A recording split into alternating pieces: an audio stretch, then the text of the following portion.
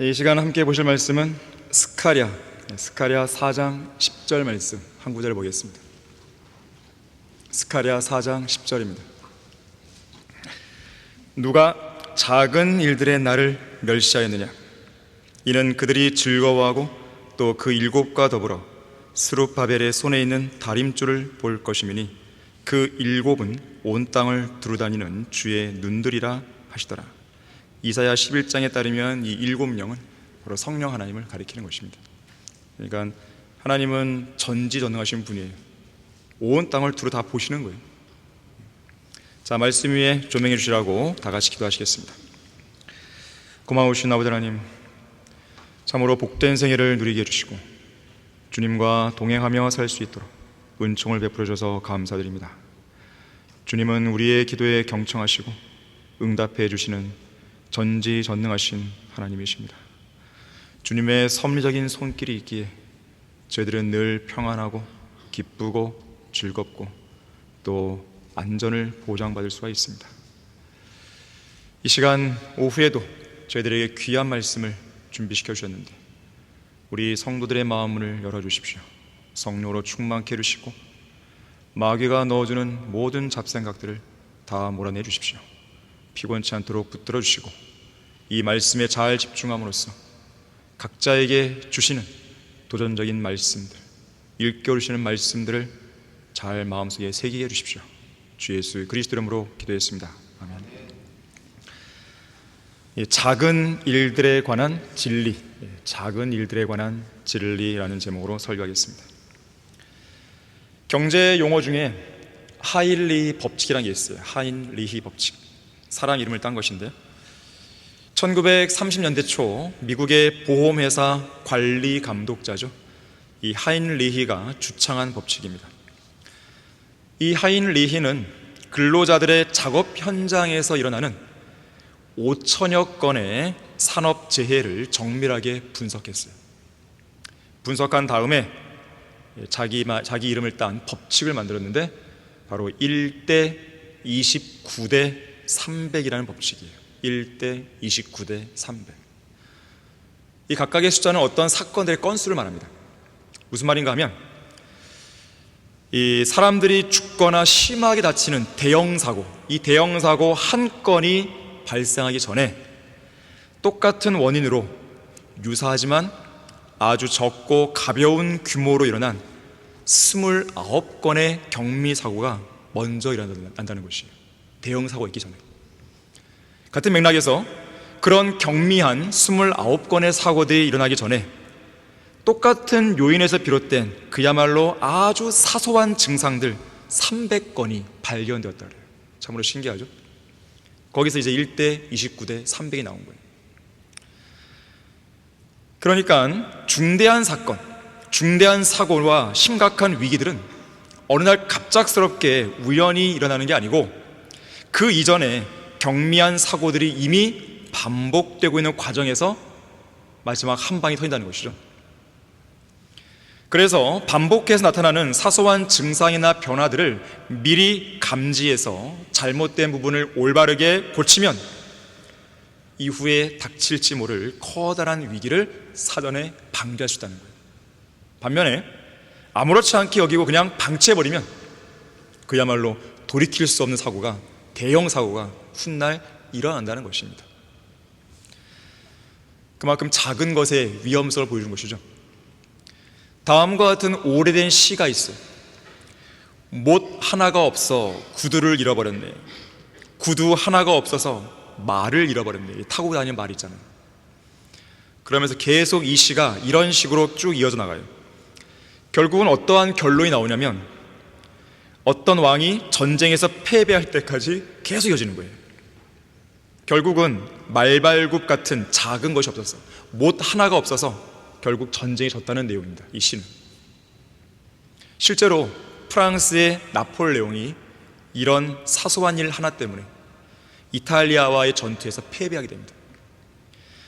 당시 나폴레옹은 전쟁에서 패배한 이후에 직속 부하들을 시켜서 전투에서 패배한 근본적인 이유를 찾게 했어요.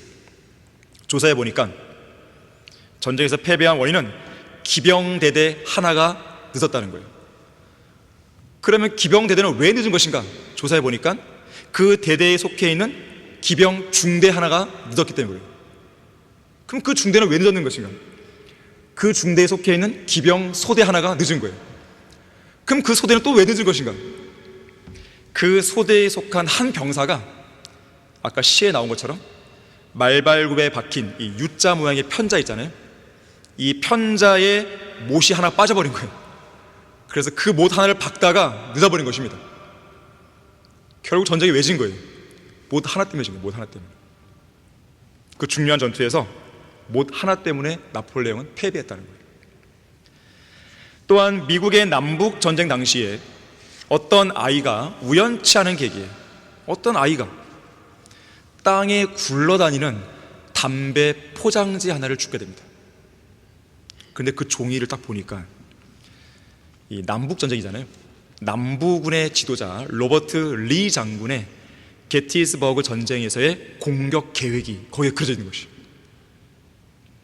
이 아이는 이 종이를 북부군 장군들이 넘겼겠죠. 사실 게티스버그 전쟁은 남북 전쟁에서 남부군에게 전세가 악화되어 버리는 전환점이 된 전쟁입니다. 아주 중요한 전쟁이었어요. 다시 말하자면 이 모두가 이 소년이 휴지 조각에 불과했던 그 종이를 주운 작은 일 하나 때문에 시작됐다는 것이죠. 사도행전 23장에는요 사도 바울의 생명을 한 젊은이 곧 바울의 누이의 아들인 바울의 생질이 구해준 사건이 나오죠. 그가 그렇게 할 수 있었던 원인은 뭡니까? 어쩌다 우연히 들은 대화 내용을 바울에게 전해준 것이죠. 그리고 바울이 이 젊은이를 사령관에게 보내서 이 사태를 알리게 됩니다. 그야말로 작은 일 하나가 바울의 목숨을 건진 겁니다. 러크만 주석성경 부록 88에는요 Small things, 작은 일들을 주제로 한 글 하나가 수록되어 있습니다. 그 일부를 소개하면 이렇습니다. 밥 존스 시니어는 엘라베마주 스키퍼빌에서 태어났다. 별것도 아닌 일인데 그걸 넣은 거예요. 제카 하일스는 텍사스주 이탈리아에서 태어났다. 조날 라이스는 텍사스주 게인즈빌에서 태어났다. 뷰첸 빅은 켄터키주 러셀빌에서 태어났다. 지금 언급하는 인물들은 미국에서 유명한 미국의 위대한 믿음의 영웅들입니다. 신실한 솔자들이에요. 이들의 그 탄생지를 태어난 장소를 보여주는 거예요. 레스터 롤로프는 텍사스주 도스턴에서 태어났다. 샘 존스는 엘라베마주 오크 바우어에서 태어났다. 피터 카트라이스는 버지니아주 에머스트 카운티에서 태어났다. 찰스 피니는 코네티컷주 워런에서 태어났다. 아도니람 저드스는 매사추세츠주 몰드에서 태어났다. 데이비드 리빙스턴은 스코틀랜드 블렌타이어에서 태어났다. 아이라 생키는 펜실베이니아주 에딘버거에서 태어났다. 윌버 체프만은 인디애나주 리치먼에서 태어났다. 모르트케 햄은 켄터키주 스코츠빌에서 태어났다. 제이 프랭크 노리스는 엘라베마주 데이드빌에서 태어났다.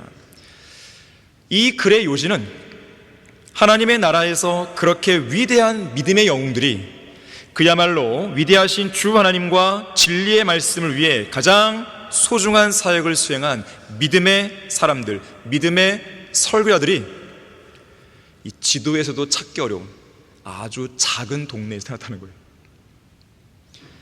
그러면서 럭커 목사님은 이렇게 결론을 내립니다. 그 글에서 세상 언론은 하나님의 영웅들에 대해 전혀 관심이 없다. 찰스 헤이든 스펄전을 예수 그리스도께 인도한 사람은 누구인가? 여러분 아십니까? 빌리 선데이를 예수 그리스도께 인도한 사람은 누구인가? 올리버 그린을 예수 그리스도께 인도한 사람은 누구인가? MR 디한을 예수 그리스도께 인도한 사람은 누구인가? C.I. 스코필드를 예수 그리스도께 인도한 사람은 누구인가? 당신은 알고 있는가? 아마도 이들 중 절반가량의 사람에 대한 정보는 얻을 수 있을 것이다.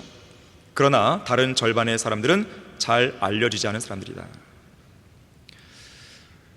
자, 이상 몇 가지 사례들을 제가 앞서부터 쭉 이야기했지만 사람들 대부분은요 정작 중요한 작은 일들에 대해서는 관심을 안 보여요.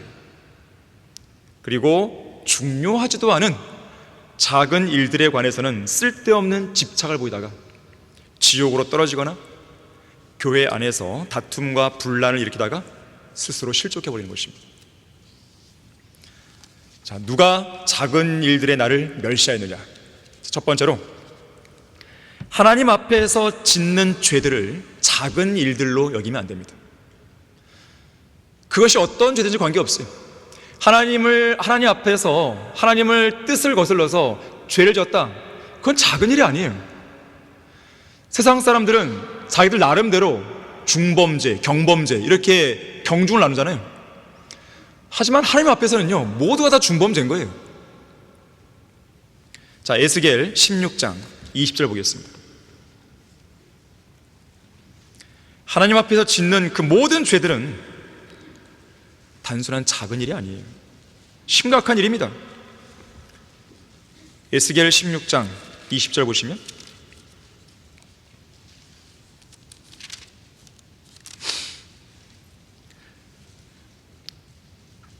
또 너는 내게 낳아준 내 아들들과 딸들을 데려다가 그들에게 희생제물로 드려 삼키게 하였도다.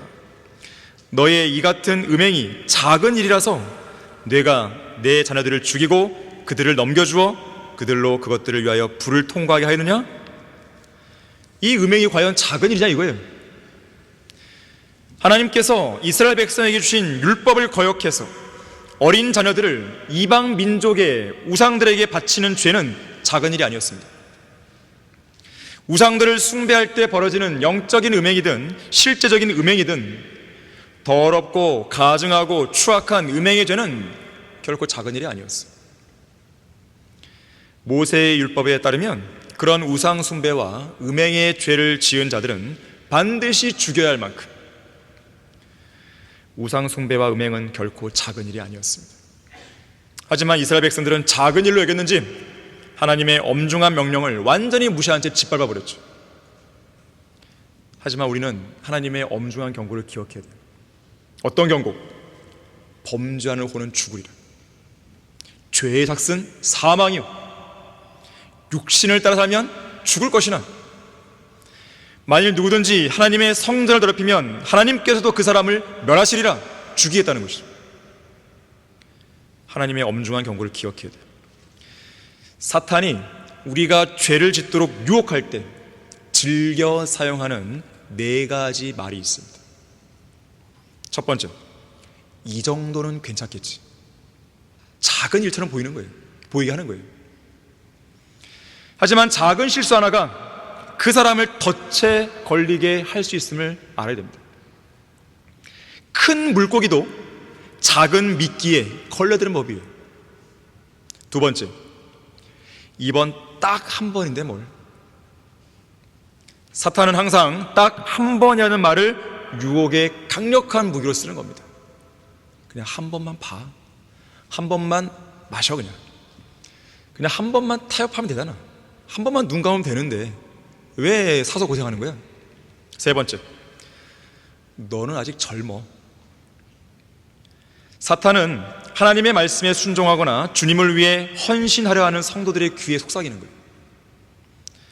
너가 지금 헌신하기 너무 젊어. 아직 어리다고. 조금만 더 세상에서 즐기다가, 조금만 더 세상에서 공부하다가, 조금만 더 세상에서 명예를 얻다가, 조금만 더 세상에서 좀 뭔가 성취하다가 헌신해도 늦지 않아. 그래서 이런 유혹에 넘어가서 젊은 시절을 허송세월하고 후회의 눈물을 흘리는 성도가 한둘이 아닌 거예요. 네 번째, 누구나 이렇게 사는데 뭐 다 그렇게 사는 거야. 왜 너만 유별나게 굴어? 하지만 성경은 우리에게 뭐라고 그럽니까? 좁은 문으로 들어가는 거죠. 좁은 문. 인생의 한순간에 그 잘못된 결정이 평생을 좌우할 수 있습니다. 혹은 인생의 그 한 번의 잘못된 결정이 영원한 삶을 좌우할 수 있습니다. 주님을 위해 몸을 드리는 일은 빠르면 빠를수록 좋아요. 죄를 짓는 일을 중단하는 것은 빠르면 빠를수록 좋은 것입니다. 솔로몬의 노래 2장 15절에 따르면 포도 넝쿨을 망치는 것은 커다란 짐승들이 아니죠. 작은 여우들입니다. 작은 여우들은 간음이나 살인이나 유괴나 절도 등과 같이 단번에 무너뜨리는 그런 죄들이 아닙니다. 작은 여우들은 게으름 같은 거예요. 불평 같은 거예요. 불만 같은 거예요. 폭식, 부주의 같은 거예요. 교만 같은 거예요. 자기자랑 같은 거예요. 시기 같은 거예요.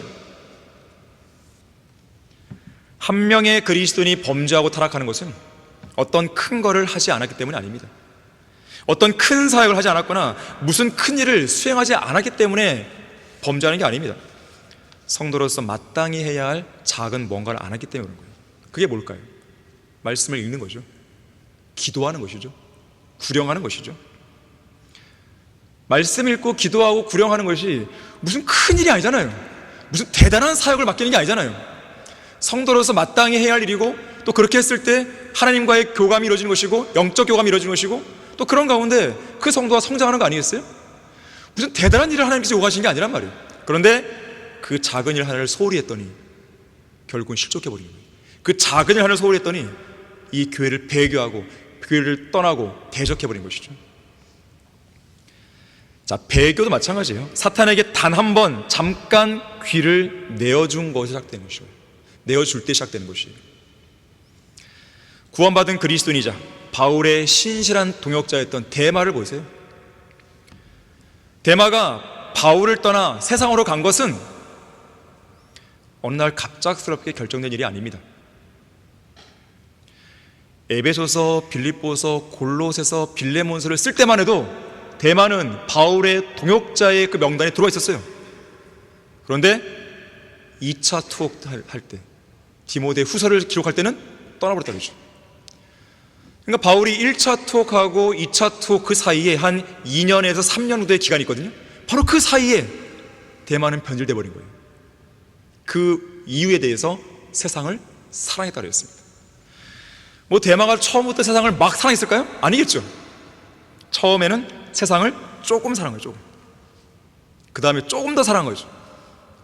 그 다음에 많이 사랑했고, 그 다음에는 아주 많이 사랑했고, 그 다음에 아예 푹 빠져 산 것이죠. 그리고 결국 떠나버린 거예요. 사탄이 계속해서 여러분 안으로, 여러분 가정으로, 여러분의 포도원으로 작은 여우들을 보내고 있다는 것 유념하셔야 돼요. 지금 이 시간도 설교가 안 들어오게 여러분의 마음속에, 생각 속에 작은 여우를 계속 보내는 거예요. 하나님께서는 우리의 눈을 가능한 한 세상의 모든 것들로부터 완전히 돌이키기를 원하시는 거예요. 왜 그런지 아십니까? 우리의 시선을 끄는 것은 바로 작은 것 때문에, 작은 것이에요. 우리가 바라보지 말아야 할 사소한 어떤 것들이 있다면, 우리가 하지 말아야 할 작은 죄들이나 나쁜 습관이 있다면, 우리가 입 밖으로 내뱉지 말아야 할 어떤 사소한 말들이 있다면 그 작은 것들을 최대한 경계하셔야 돼요. 이런 작은 여우들이 우리를 점점 더 주님으로부터 멀어지게 하고 결국 더 큰 죄를 짓도록 부추길 것입니다. 신실한 일꾼 요한 웨슬리를 낳은 어머니가 있죠. 수산나 웨슬리. 수산나 웨슬리는 위대한 믿음의 어머니이자 지혜롭고 현명한 어머니입니다. 19명의 자녀들을 길렀잖아요. 이 자녀들 중에 부주의하고 아주 고집이 센 딸이 있었어요. 이 딸을 올바르게 교육하기 위해서 이 딸에게 불이 다 타버린 숯, 이 숯을 한아름 이렇게 안고 오라고 지시했습니다. 뭔가를 알려주기 위해서. 이 숯들은 다 타버렸으니까 뜨겁진 않아. 뜨겁지 않으니까 안심해. 너가 될 염려는 없어. 화상을 입지 않을 거야. 딸이 엄마의 말 듣고 안고 왔을까요? 당연히 안 안고 왔습니다. 왜냐하면 다른 이유가 있었어요. 뜨겁지 않지만 어때요? 더러워지잖아요. 더러워지잖아요. 옷 다 더럽히잖아요. 싫어요. 안 갖고 올래요. 이런 거예요. 바로 그때 엄마가 얘기하는 거죠. 바로 그 점 때문에 늘 주의하라고 엄마가 말하는 거야. 사람의 행동 중에는 화상까지는 안 입히더라도 손과 가슴을 충분히 더럽게 만드는 행위도 있기 때문에 작은 말과 행동 하나에도 조심해야 하는 거야 라고 교육을 시켰다는 거예요.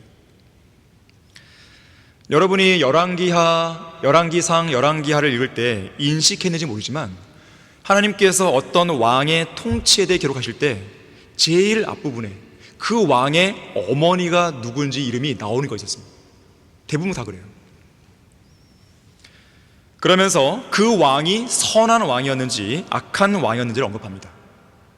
어쩌면 이것이 매우 사소하고 작은 일들처럼 보이지만 이것이 결코 작은 일들이 아닌 것은 그 왕이 선한 왕으로 성장할지 아니면 악한 왕으로 성장할지가 어머니의 양육 방법과 성경적인 교육에 달려 있을 수 있다는 중요한 교훈을 주기 때문에 그렇습니다. 누가 작은 일들의 나를 멸시하느냐. 두 번째로, 하나님의 말씀을 짓밟고 더럽히는 일들을 작은 일들로 여기면 안 됩니다. 하나님의 말씀을 짓밟고 더럽히는 일, 그건 작은 일이 아니에요. 자, 에스겔 34장 18절 19절을 보겠습니다. 에스겔 34장 18절 19절을 보시면,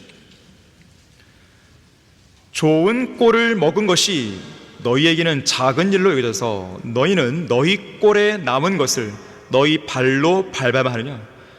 좋은 꼴을 나눠 먹어야 되는데 자기들만 먹고 밟아버리는 거예요. 다른 사람 못 먹게. 깊은 물을 마신 것이 작은 일로 여겨져서 남은 물을 너희 발로 더럽혀야만 하겠느냐. 나의 양무리로 말하자면 너희가 너희 발로 밟았던 것을 그들이 먹으면 어떻게 되겠어요? 배탈 나는 것이죠. 병에 걸리는 것이죠. 너희가 너희 발로 더럽혔던 것을 그들이 마시는도다. 선한 목자이신 하나님께서는 그분의 양 무리를 푸른 초장에 눕게 하시며 잔잔한 물가로 인도하시는 분이시죠. 때로는 우리에게 식탁을 마련하셔서 와서 먹으라, 와서 마시라 이렇게 말씀하시죠. 주님의 양들인 그리스도인들이 먹는 음식 또 마시는 물이 과연 무엇입니까? 하나님의 말씀인 성경이죠. 우리는 주님께서 풍성하게 차려놓으신 식탁에 모여 앉아서 좋은 꼴과 깊은 물을 마셔야 됩니다. 좋은 꼴은 올바르게 보존된 성경에서 찾을 수가 있죠. 여러분들은 지금 푸른 초장에 지금 누워 있는 거예요. 또한 깊은 물 역시나 섭리로 보존된 성경에서 길어 오를 수가 있는 것이죠. 하지만 성경 변개자들과 가짜 목사들, 거짓 교사들과 형편없는 가짜 신학자들, 이들은 아주 심술궂게도 진리의 성경을 땅바닥에 내팽개친 다음에 그들의 무지막지한 두 발로 짓밟고 그들의 더러운 두 발로 흙탕물을 만들어 놓고는 사람들에게 먹으라고, 마시라고. 오늘 이 시간에도 8만 개의 교회들에서 이 강단에서 얘기하고 있는 거예요. 그 더러운 걸 먹으라고, 마시라고. 개역 한글판 성경, 공동 번역 성서, 현대인의 성경, 현대어 성경, 표준 세번역, 개역 개정판, 쉬운 성경, 우리말 성경 등이 그런 거죠. 한글 킹제임스 흉내내는 흠정역, 권위역, 근본역, 표준역 등과 같은 짝퉁 성경들이 그렇죠.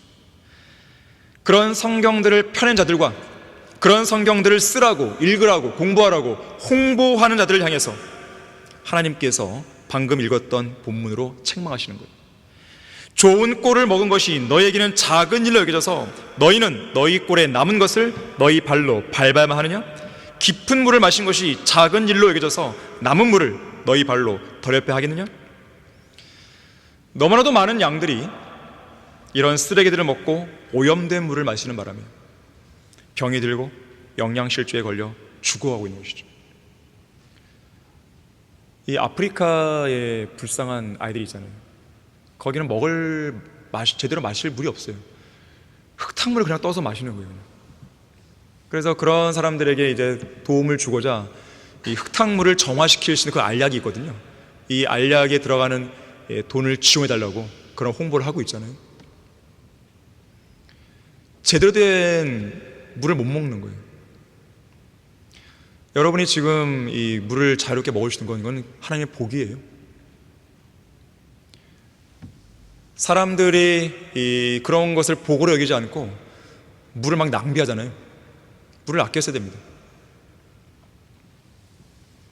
이성 목사님도 가끔 식사하실 때마다 이 물에 대해 많이 하셨어요. 이 샤워물 막 틀어놓고 이빨 닦고 있다고. 낭비하고 있죠, 낭비하고. 물 꺼야죠, 빨리 끄고. 그러고 있는 거죠. 그런데 중요한 것은 물리적인 것뿐만 아니라 영적인 물에 있어서, 영적인 양식에 있어서 그야말로 더러운 양식과 더러운 물을 주는 거예요, 사람들한테. 자, 온 반죽을 부풀게 하는 것은 큰 누룩이 아니고 적은 누룩이죠. 너희의 자랑하는 것이 좋지 않아도다. 너희는 적은 누룩이 온 반죽을 부풀게 하는 것인 줄 알지 못하느냐? 고린도전서 5장 6절이죠.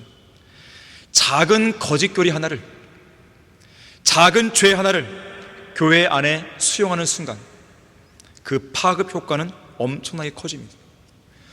그래서 죄나 거짓교리는 초전에 잘라버려야 돼요. 뭐 잠깐 즐기다가 포기하자, 아닙니다. 잠깐 즐기는 그 순간이 결국 평생을 가는 거예요. 성경 변개도 마찬가지예요. 성경 변개의 시작은 거창하게 시작되는 게 아니라 작은 것 하나를 고치는 데 시작되는 거예요. 하나를 고치잖아요. 한 단어를 고치잖아요. 두 단어를 고치고 싶습니다. 그러면 세 단어를 고치고 싶어요. 결국 더 많은 단어들을 고치고 싶은 유혹을 받습니다. 적은 누룩이 온 반죽을 부풀게 하는 거예요. 사탄이 이브를 유혹할 때도 마찬가지였어요. 사탄은 처음부터요, 하나님의 말씀과 완전히 다른 어떤 이야기를 하면서 그녀의 죄를 부추긴 게 아니에요. 하나님의 명령 가운데 그 일부분을 조금 바꾸었을 뿐이에요. 그리고 인류를 타락하게 만든 거죠. 제가 서 있는 이 설교 강단이 항상 살아있으려면 적은 누룩에 대해 한치의 양보도 없어야 됩니다. 성도들 안에 스며든 적은 누룩을 제거할 수만 있다면 설교하는 저의 어조를 강력한 어조로 바꾸는 것이 훨씬 낫습니다. 어떤 설교가 설교를 듣는 회중들의 마음을 비참하게 만들지 못한다면 그것은 좋은 설교가 아니에요. 어떤 설교가 회중들 안에 스며든 적은 누룩을 제거하지 못하고 그들의 마음과 생각을 세상으로부터 완전히 돌아서도록 만들지 못한다면 그 설교는 안 하는 편이 낫습니다. 적은 누룩을 제거하고 작은 여우들을 몰아낼 수만 있다면 차라리 강력한 설교를 통해서 회중들의 마음을 비참하게 만들고 철저하게 낮아지게 만드는 편이 훨씬 나은 거예요. 섭리로 보존된 성경 변개의 시작은 바로 작은 데서 시작된다는 걸 아셔야 됩니다. 그래서 우리는 섭리로 보존된 성경에 대한 분명한 확신 속에 지속적으로 거해야 돼요. 여러분의 손안에 들려있는 한글 킹제임 성경을 내려놔서는 안 되는 거예요. 최종 권위로부터 내려놔서는 안 되는 것이죠. 한글 킹제임 성경을 통해 주신 옛 지계표를 옮기면 안 됩니다. 사람들은 어디를 갈 때 지하철역을 갈아타죠. 개역 성경에서 한글 킹제임으로 딱 오려고 했는데 중간에 흔들럭이 있네요. 거기서 한번 갈아타고 간신히 빠져나오는데 또 펴준 적이 있는 거죠. 또 한번 갈아타고 시간만 낭비해요. 시간만. 지금 사탄은 그러한 간교한 계략을 통해서요, 이 나라 교인들이, 배교한 교회들이 한글 킹제임성을 그걸 찾지 못하도록 계속해서 사이사이에 허들을 두는 거예요. 이성호 목사님은 미국의 한 근본주의 침례 대학교에서 교회사 과목을 수강하던 중에 불결한 손길이 하나님의 말씀을 훼손시켰다는 이 내용을 공부했을 때 심장이 예리한 칼로 잘려 나가는 것 같은 고통을 느꼈다고 그랬어요. 그것도 2번이나. 이 땅에는요, 1994년에 한글 킹제임성이 출간된 이래로 지난 30여 년 동안 이 성경을 모방한 짝퉁 성경들이 무려 7개 이상 나온 거예요. 그런 짝퉁 성경을 번역한 자들에게 물어야 됩니다. 당신은 성경이 변개되었다는 것을 알았을 때 심장이 예리한 칼로 잘려 나가는 것 같은 고통을 느낀 적이 있습니까? 물어야 돼요. 없다면 왜 성경을 번역한 거죠? 하나님께서 성경을 번역하라고 당신을 부르신 증거가 뭐죠? 그들이 번역한 이유는 둘 중 하나입니다. 돈을 벌기 위한 것 아니면 세상에서 이름을 내기 위한 것 둘 중 하나예요. 자유민주주의 국가에서 성경은 누구나 번역할 수 있지만 아무나 번역해서는 안 돼요. 그건 혼란만 가중시키는 겁니다. 최종 권위에 혼란을 주는 거예요. 그건 누가 하는 거예요? 마귀가 하는 것이죠. 하나님께서 성경을 번역하라고 부르신 적이 없는데도 영어 좀 한다고, 킹제임 성경의 중요성을 좀 안다고 함부로 성경을 번역하겠다고 나선 사람이 있다면 그 사람은 절대로 하나님의 진노의 심판을 면치 못합니다. 실제로 정동수는요, 자기의 흠정력을 팔아서 돈 벌기 위해 북한이 통일되기를 바라는 사람이에요. 윤경원은요, 자기 이름을 내기 위해서 자기의 표준역 서문에다가 자기 자랑을 늘어놨습니다. 고린도후서 2장 17절에서는 우리는 하나님의 말씀을 변개시킴으로써 이익을 취하는 여러 사람들과 같지 않고 오직 성실함으로써 또 하나님께로부터 난 자로서 하나님 앞에서와 그리스도 안에서 말하노라고 말씀합니다. 누가 작은 일들의 나를 멸시하였느냐? 세 번째로, 하나님께서 맡겨주신 일들을 작은 일들로 여기면 안 됩니다. 사람들은 희한해요. 자기들끼리 나름대로 어떤 그 사역의 경중을 나눈단 말이에요. 이건 중요한 거, 이건 하찮은 거. 누가 그런 권한을 준 거죠? 자, 민수기 16장 9절을 보십시오.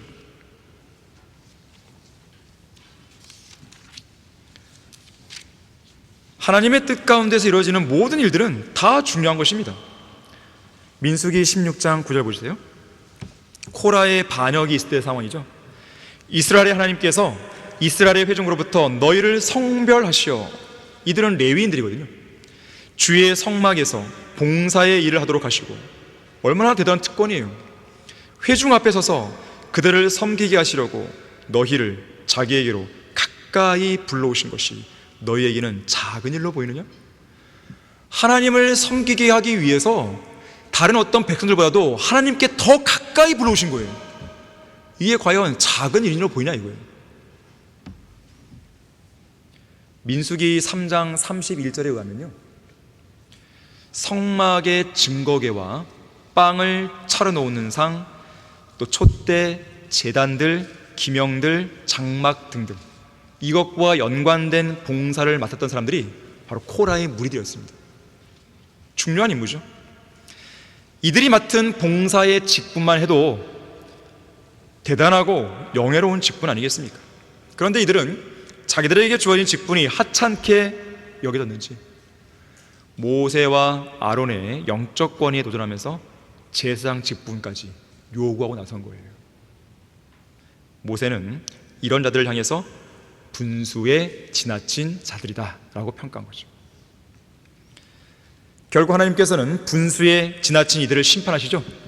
땅이 그 입을 열어 코라와 반역자들을 삼켜버립니다.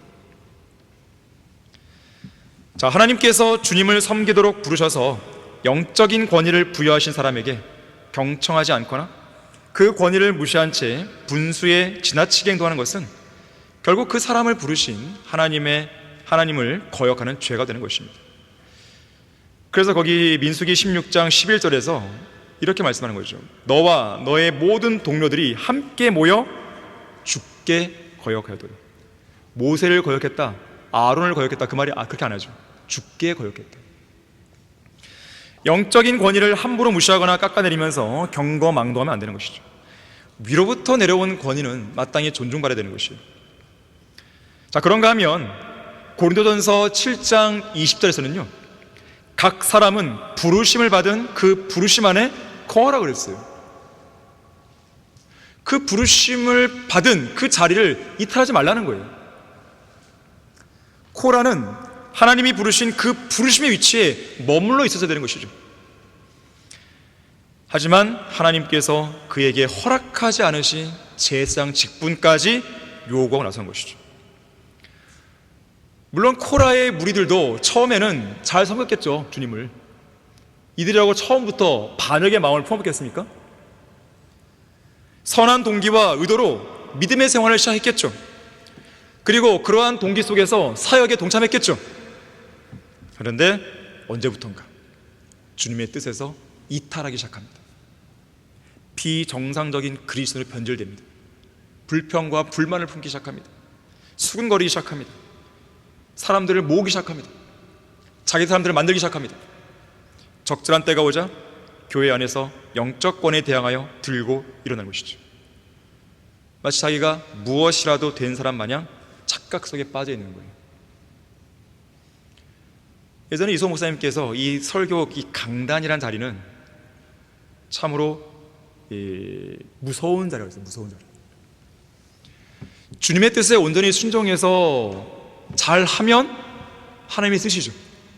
그런데 주님의 뜻을 거역한 채 자기 스스로 마음이 높아지면요, 교만해지는 겁니다. 하나님께서 시키지 않은 일까지 막 하는 거예요. 하나님께서 시키지 않은 말까지 막 하는 거예요. 성경대로 믿는 그리스도인은 그 누구라도 하나님께서 부르시고 세우신 그 위치에서 온전히 순종하고 신실하게 섬기면 돼요. 만약에 그렇게 하지 않으면 문제가 생기는 거예요. 그렇게 하지 않을 때 분란이라는 것입니다. 또한 하나님께서는 쓰시지도 않는 사람을 목사의 아들이라는 이유 하나만으로 하나님의 사역에 억지로 밀어넣지는 않습니다. 생각해 보세요. 말씀 보존학교라고 하는 것은 교회의 사역인데 말씀 보존학교 사역을 그냥 아무나 하는 거예요? 목사님의 가족이니까 막 그냥 맞는 거예요? 생각해 보십시오. 그게 맞는지. 걔네들은 맞다고 생각하는 거예요 지금. 그러면서 세상 법의 논리를 가져오죠. 우리가 영적인 견해에서 계속 이야기해도 못 알아먹는 거예요. 세상 법만 계속 내세웁니다. 인스타그램에 쓰고 막 그런단 말이에요. 좋아, 그럼 우리도 세상 법으로 대항해 줄게 하니까 어떻게 됐어요? 영적인 걸 또 얘기하는 거예요. 이상한 애들이에요. 비겁한 애들이에요. 이쪽으로 얘기하니까 폴짝 뛰어가요. 일로 가니까 또 폴짝 뛰어가요. 답이 없는 애들입니다. 그 사역을 할 만한 자격을 갖추든지 그리스도의 일꾼으로서 지녀야 할 겸손한 마음을 갖추든지 그 사역을 할 만한 실력을 갖출 때까지 열심히 배우든지 그런 자세가 있어야 되죠. 그렇게 안 한다면 어떻게 하나님께서 그런 무자격자를 사역에 들어쓰시겠어요? 제가 쫓아낸 게 아니라 하나님께서 발로 차버리신 거예요. 왜냐하면 저는 여러 번 기회를 주려고 했거든요. 근데 하나님께서는 원하시지 않았던 거예요. 계속. 특히 여러분은 주변이 더럽고 돈을 낭비하는 습관은 대부분 사탄의 영향 때문이라서 알고 있습니까? 이건 저도 말씀드린 것이지만 러크마 목사님도 조직신학 책에 이야기했고 이소호 목사님도 동일하게 설교했고 최근에 우리가 출애시킨 그 아들이 그런 거예요. 너무 더럽고 돈 낭비가 심하죠. 사무실이 쓰레기장이에요. 쓰레기장. 쓰레기통은 뭐 한껏 넘쳐나요. 쓰레기. 냄새가 나요. 책상은 늘 어질러져 있어요. 청소 좀 하라고 주의를 준 적도 있죠. 자, 주변 환경이 더러우면요 마귀가 들어가기 쉽습니다. 그걸 아셔야 돼요. 한때 부목사였다가 배교회에서 쫓겨난 사람의 사무실도 똑같았어요. 반면교사로 삼아야죠. 반면교사로. 호랑이가 있었고 토끼가 있었고 여우가 있었어요. 이 세 짐승이 힘을 합쳐갖고 사냥을 했습니다. 호랑이가 여우에게 너가 한번 우리가 잡은 사냥감을 공평하게 나눠봐. 그래서 여우가 그 말을 듣고 사자랑 토끼랑 여우에게 똑같이 나눈 거예요. 호랑이가 어떻게 했을까요? 잡아먹었습니다. 이번에 토끼 얘기를 하려 했어요. 그랬더니 토끼가 99%를 호랑이에 줬어요. 1%를 자기가 가졌어요. 너는 왜 이렇게 똑똑한 거야? 왜 이렇게 현명한 거야? 아, 당연히 여우가 잡아먹힌 걸 보고 내가 그렇게 했죠. 반면교사로 삼아야죠. 반면교사로. 특히 돈 낭비가 심해요. 돈을 함부로 써요. 목사님 생전에 하나님의 돈을 유용한 적도 있죠. 목사님께 호되게 혼났죠. 저는 최근에 또 알았지만 이 아이는 어렸을 때부터 그랬다는 거예요. 햄버거 편의점. 얘가 사용한 카드 내역이에요. 하나님의 돈을 가지고 여러 번 혼냈어요. 여러 번 맞기도 했어요. 습성이 안 바뀌어요. 습성이. 목사님 사후에도 가로들이 전에 몰랐던 빚이 있어갖고 신용불량자 됐잖아요. 신용불량자. 갚을 능력이 없으면 씀씀이를 줄여야죠. 현명한 아버지로부터 전혀 배우지 못했어요. 아버지 이름에 먹칠하는 자예요. 주식을 해서 2,000만 원에 날려 먹죠. 주식할 능력이 없으면 아예 하지 말고, 투자해서 돈 벌 수 있는 전략과 노하우가 없으면 처음부터 뛰어들지 말든가. 마음에 허영심만 가득 차서 쉽게 돈 벌려 하고 돈을 낭비하는 습성이 몸에 배어 있는 거예요. 제가 이런 식으로 얘기하니까요, 그 장인어른이 아니 왜 설교 시간에 한 사람의 인격을 이렇게 말하냐고. 제가 한번 오라 그랬어요. 안 와요. 2번이나. 제가 해줄 얘기가 뭐였냐면 바로 이거예요. 베드로가 위선을 행했을 때 바울이 어떻게 했습니까? 어떻게 했어요? 공개적으로 면박 줬어요. 그 기둥같이 여기는 베드로를. 그랬더니 베드로가 쓴뿌리를 품었나요? 아니에요. 베드로후서 3장에 보게 되면, 베드로가 쓴 서신에 보게 되면 바울에 관한 이야기가 나와요. 쓴뿌리를 안 품은 거예요. 그걸 교훈을 받은 거죠. 데마를 보세요. 데마가 세상을 하러 떠나자 어떻게 했어요? 바울이 성경에 기록했잖아요. 그 데마에 관한 이야기는 지난 2000년 교회사에서 설교가 계속 이 강단에서 인격 모독했네요. 자, 제가 아무나 여기다 놓고 얘기합니까? 지금 국남이가 저지른 일이 간단한 일이에요? 교회를 파괴시키는 일입니다. 이것은 당연히 이야기하는 거예요. 이게 작은 일이에요 도대체? 제가 그 아이의 인격에 대해서 이야기하는 것이, 저는 인격 이야기하는 게 아니죠. 팩트를 그냥 얘기하는 것이죠. 그 이야기하는 것이 작은, 이게 큰 일이라고 생각한다면 국남이가 저지른 일은 큰 일이 아니에요? 정말 작은 일이에요? 이 교회를 대적해서 마귀의 사주를 받고 일하고 있는데 그걸 구분을 못하는 거예요. 이 아이는 성인이 되었어도 식탁에 제대로 된 빵을 가져오기에 땀을 내고 이러지 않습니다. 자기 힘과 능력으로 무언가를 제대로 해본 경험이 없어요. 아버지가 해주신 그 상황에서 그냥 뭔가 했을 뿐이죠. 무언가를 스스로의 힘으로 성취해본 경험이 없어요. 지금도 마찬가지예요. 가정을 위해 일할 생각을 안 하고 오직 교회와 사역을 파괴할 방법만 궁리하고 있는 거예요. 교회와 사역을 파괴하기 위해서라면 무슨 일이라도 할 아이입니다.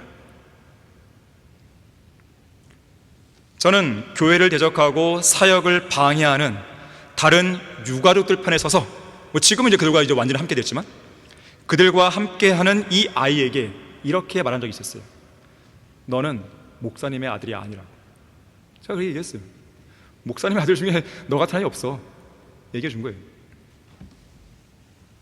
그래도 이 아이는 여전히 못 알아듣고 있어요. 지난 금요일에는요, 교회에 와서 다시 일하겠다고 왔어요. 무슨 낯짝으로 왔는지. 또 말씀 보존학회와 관련해서 자기에게 보고 안 하면, 대표 행사하거든요. 자기에게 보고 안 하면 월급 안 주겠다고 난동을 부리고 왔습니다. 우리가 다 찍어갖고 변호사에게 넘겼어요. 걔는 그리스도인이 아닙니다. 자기의 그런 행동들이 아버지의 얼굴에 먹칠한다는 것을 전혀 모르는 아주 가련한 페루냐가 된 것이죠. 누가 작은 일들의 나를 멸시하느냐? 네 번째로, 작은 일에 신실해야 큰 일에도 신실할 수 있습니다.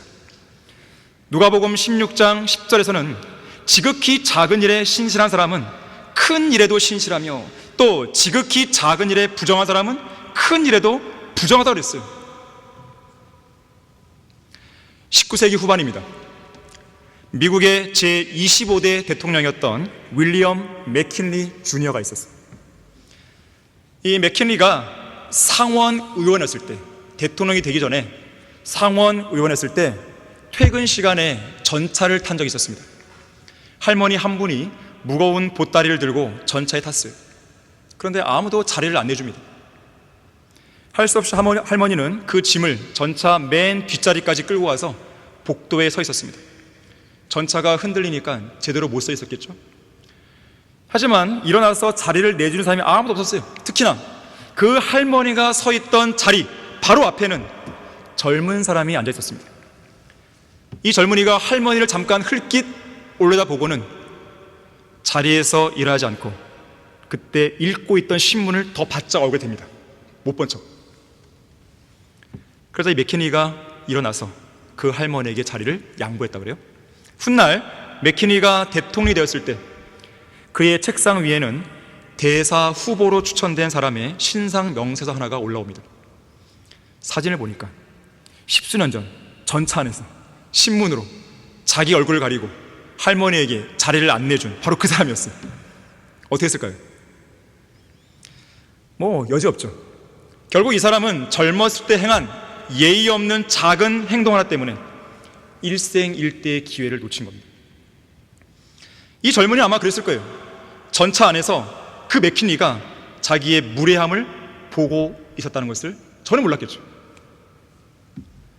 하나님께서 작은 일에 소홀히 하는 여러분을 안 보시겠습니까? 전도서 10장 1절에서는 죽은 파리들이 약제사의 향유에서 악취를 내뿜는 것 같이, 잘 들으세요, 조그마한 우매, 큰 게 아니에요. 조그마한 우매도 지혜와 존귀로 평판이 있는 사람에게 마찬가지라 했어요. 아무리 지혜와 평판이 있다 하더라도 조그마한 우매가 그 사람으로 하여금 악취를 풍기게 만들어버리는 거예요. 작은 차이가 명품을 만든다는 이야기가 있죠. 세계적으로 유명한 어느 의류회사는 옷을 바느질할 때 1인치에 반드시 8개의 땀을 뜨도록 정해놨습니다. 1인치 안에 8개의 땀. 1인치 때 좁잖아요.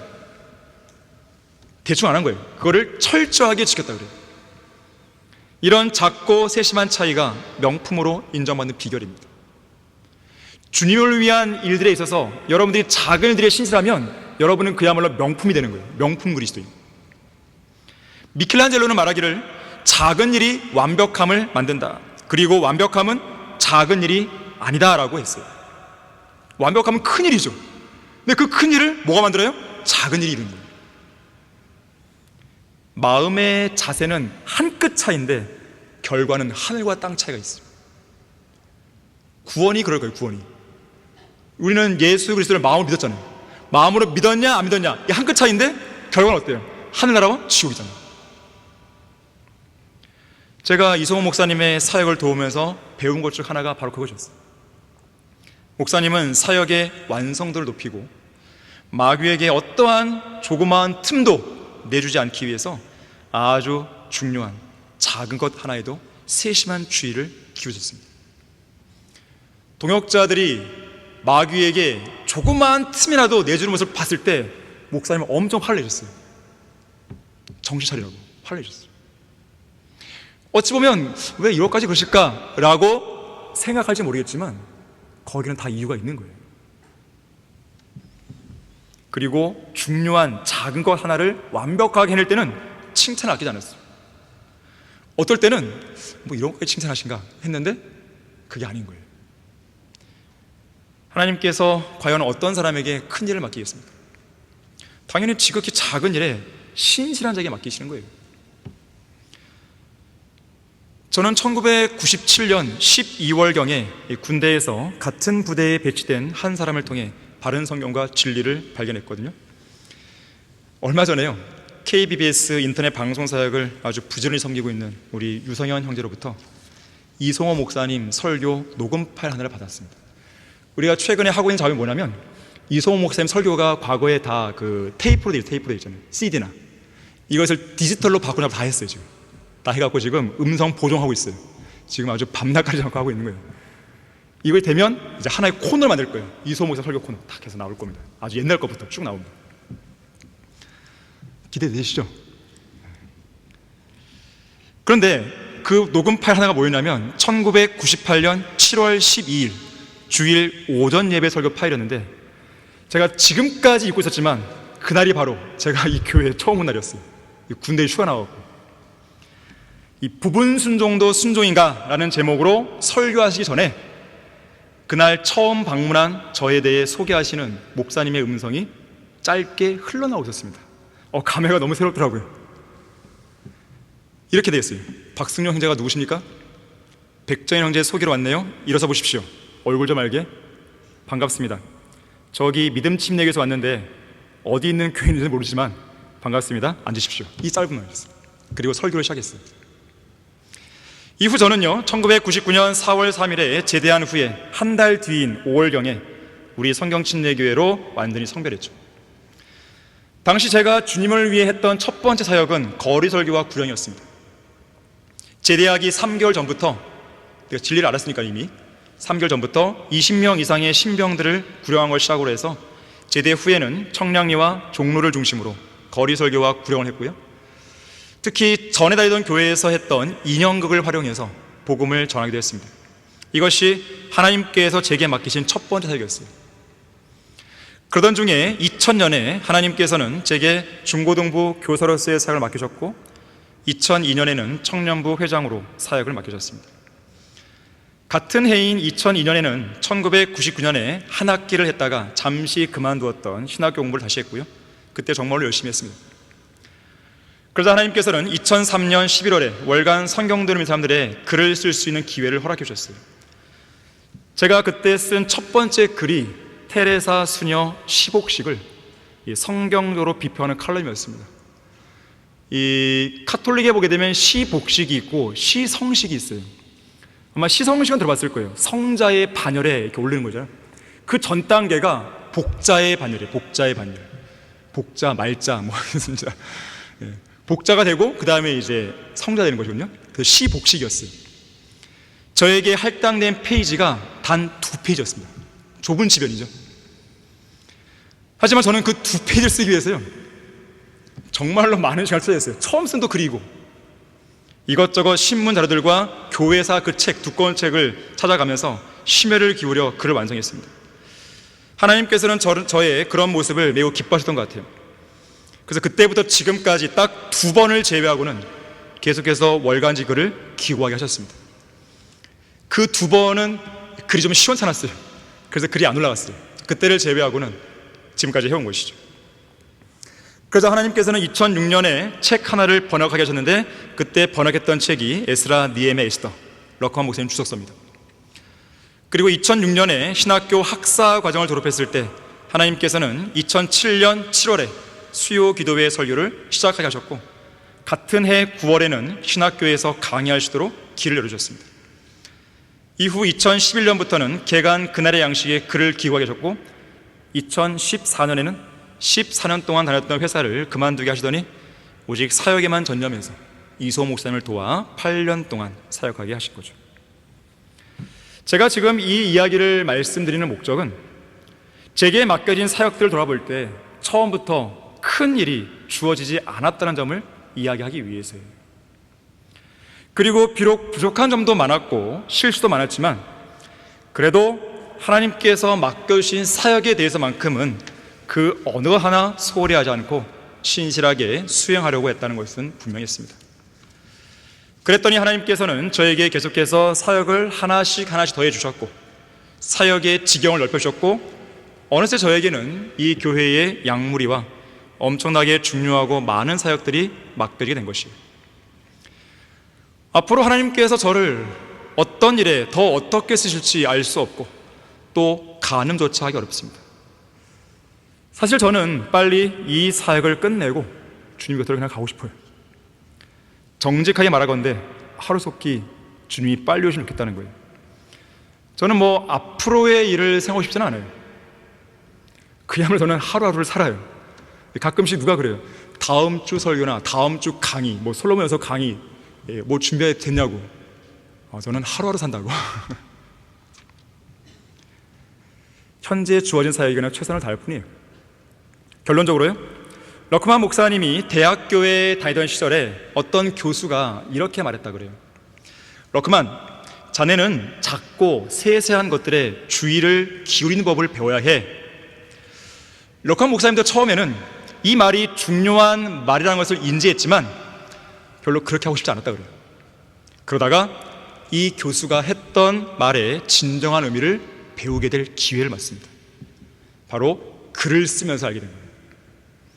오랜 시간에 걸쳐 글을 써야 했을 때 이 교훈을 마음속에 새기시게 된 거예요. 무슨 말인가 하면 글을 쓸 때마다 자기가 쓴 글에 대해서 5번은 검토해야 그 내용이 확실해진다는 것을 알게 된 거예요. 하지만 그렇게 해도 놓치는 게 있다는 거죠. 저 역시요, 그 중요성을 월간 성경 들은 사람들 편집장을 하면서 배웠습니다. 저는 2016년부터 2021년까지 만 5년 동안 이 사역을 수행하면서 완벽한 월간지 한 권을 펴내기 위해서요, 모든 글을 최소한 5번을 읽어요. 최소. 어떤 글은 10번 이상. 왜냐면 어떤 글은 약간 좀 이 글이 좀 다듬어지지 않아갖고 수정하면서 해줘야 되거든요. 이 매끄럽게. 가독성이죠, 가독성. 읽기 쉽게 만드는 거죠, 글을.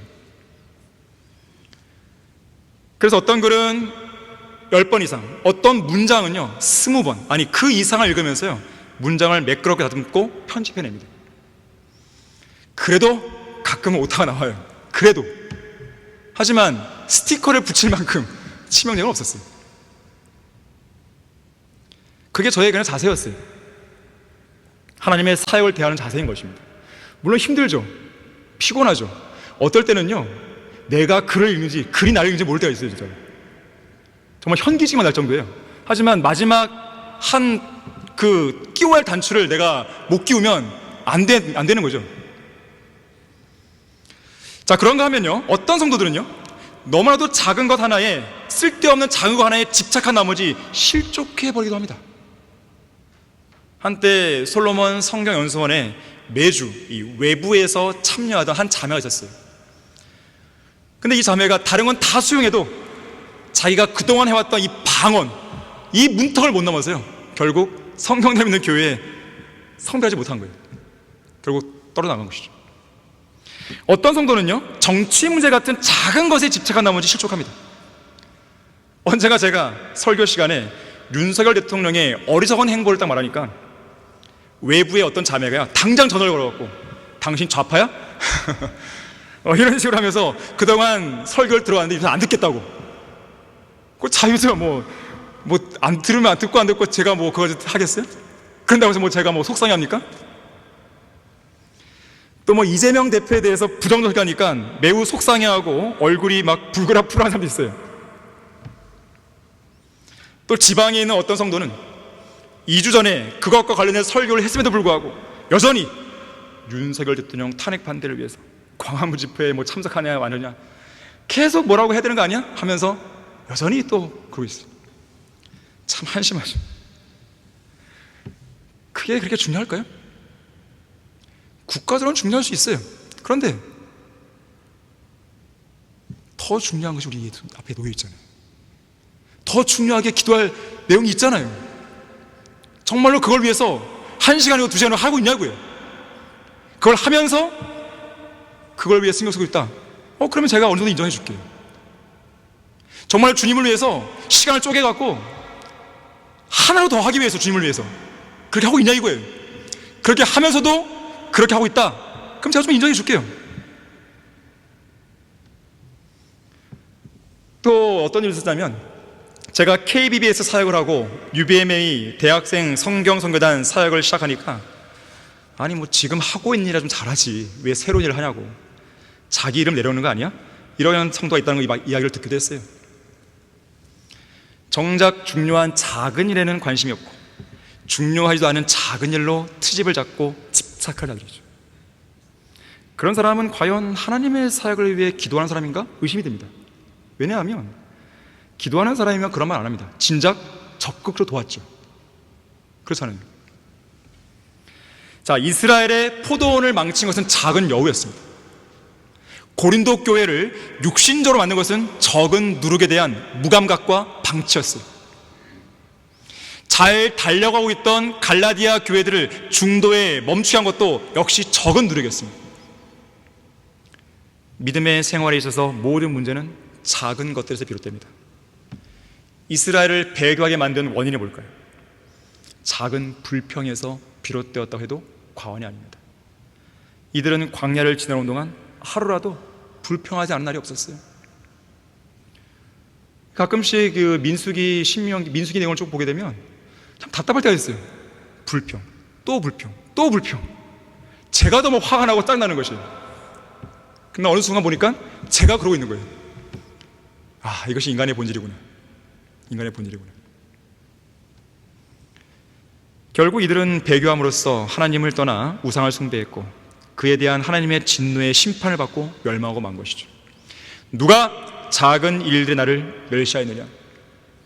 오늘 설교를 통해서요, 정말로 중요한 작은 일들에 대해서는 진지한 관심을 보이고 신실하게 수행하는 지혜와 현명함, 그리고 그렇게 중요하지 않은 작은 일들에 관해서는 쓸데없는 집착을 버리는 지혜와 현명함, 그런 지혜를 배우는 여러분 모두가 되기를 바라겠습니다. 다 같이 기도하시겠습니다. 고마우신 아버지 하나님, 저에게 오전과 오후에 소중한 진리의 말씀을 통해서 다시 한번 저희들의 부족함을 일깨워주시고 저희들의 나쁜 습관을 일깨워주시고 저희가 주님을 잘 섬기기 위해서 무엇을 바꿔야 될지, 어떤 부분을 고쳐야 될지 알려주셔서 감사드립니다. 우리가 깨달은 곳으로 멈추면 안 됩니다. 실제 생활이 바뀌어야 됩니다. 왜 우리가 말씀을 듣는 것입니까? 왜 우리가 설교에 집중하는 것입니까? 우리의 마음과 생각을 바꿀 뿐 아니라 우리의 행동을 바꾸게 한 것입니다. 이 말씀들은 우리가 직접 행하라고 우리 각자에게 주신 하나님의 엄중한 말씀인 것입니다. 과연 이것이 작은 일들이겠습니까? 우리 성도들은 이 중요한 작은 일들, 하지만 그것은 결국 큰 일인데 이 일에 있어서 소홀함을 보이지 않도록 도와주시길 원합니다. 주 예수 그리스도 이름으로 기도했습니다. 아멘.